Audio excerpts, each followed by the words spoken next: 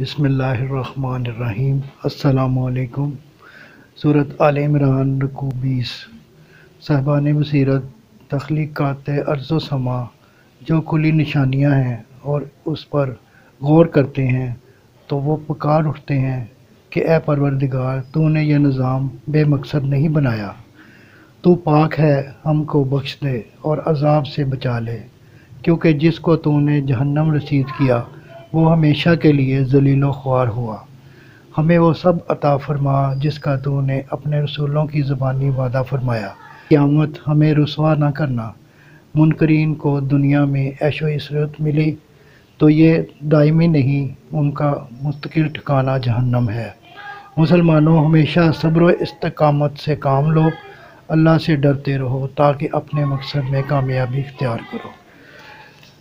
آپ سے گزارش ہے کہ اگر آپ نے ابھی تک ہمارا چینل سبسکرائب نہیں کیا تو ابھی سبسکرائب کر لیں اور گھنٹی کے بٹن کو دبا دیں تاکہ ہر نئی آنے والی ویڈیو آپ تک پہنچتی رہے۔